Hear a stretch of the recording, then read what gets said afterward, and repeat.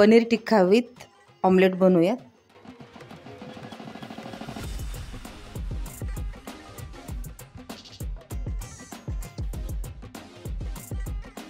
त्यासाठी साहित्य बघूयात। प्रथम पनीरचे पीस घेतलेले आहेत मी, साधारण 6 ते 7 आहेत कट करून।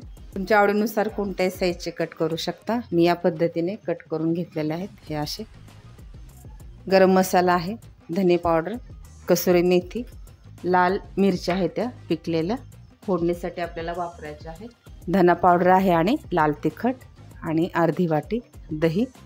कृतीला सुरुवात करूया। दह्यामध्ये प्रथम गरम मसाला टाकूया, धना पावडर, कसुरी मेथी, लाल तिखट, आवडीनुसार कमी जास्त वापरू शकतो। सर्व मसाले आपण मी टाकून घेतलेले आहे। चवीपुरतं मीठ, सर्व मिक्स करून घेऊया।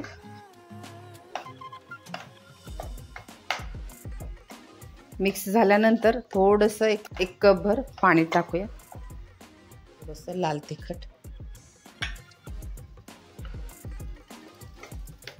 लाल तिखट जर तुम्हाला आवडत नसेल तर तुम्ही काळा मसाला, कांदा लसूण मसाला सुद्धा वापरू शकता। लाल तिखटाचा वापर केल्यामुळे हे आपलं पनीर टिक्का चविष्ट होतं। अशा पद्धतीनं हे मिश्रण तयार झालेलं आहे। तर या मिश्रणामध्ये आपण जे पनीरचे पीस करून घेतलेले आहेत ते मसाल्याला लावून घेऊया।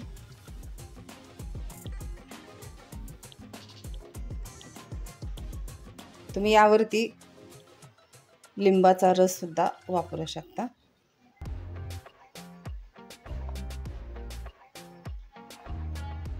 या अशा पद्धतीने मी सर्व पीस पनीरचे मसाल्यामध्ये, नंतर मग आपण हे पॅनमध्ये ठेवून फ्राय करून घेऊया।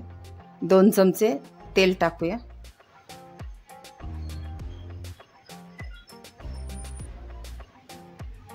तेजपत्ता टाकूया फोडणीला। तेजपत्ता गरम झालेला आहे, त्यामध्ये आपण मिरची टाकूया।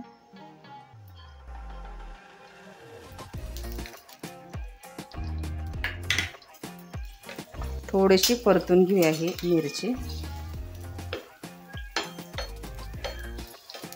पिकलेल्या मिरच्या मी घेतलेल्या आहेत, त्यामुळे जास्त भाजायची आवश्यकता नाही।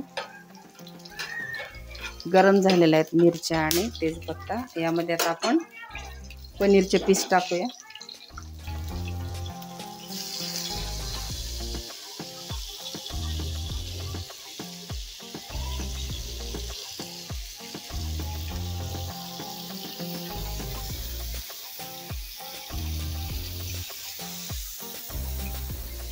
मंद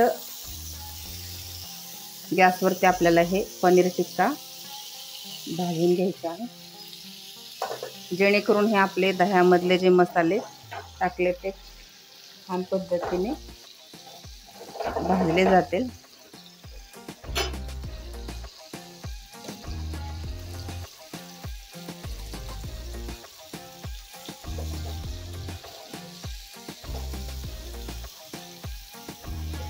पलटून घेऊया।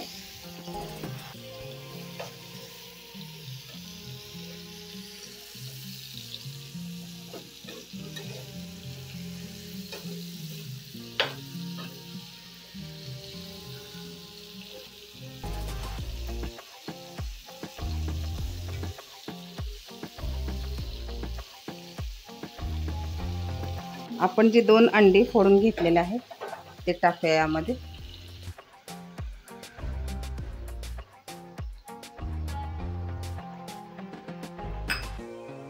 आणि मंद आचेवर आपल्याला एक 5 मिनिट झाकण ठेवून आपल्याला हे वाफवून घ्यायचं आहे।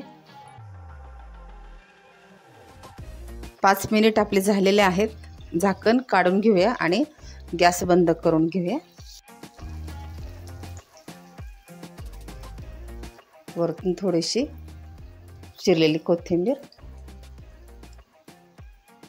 अशा पद्धतीने आपलं हे पनीर टिक्का विथ ऑमलेट तयार झालेला आहे। रेसिपी कशी वाटली मैत्रिणींनो नक्की कळवा आणि तुम्ही सुद्धा या पद्धतीने बनवून बघा। आणि आपल्या चॅनलला सबस्क्राईब करा. बाय.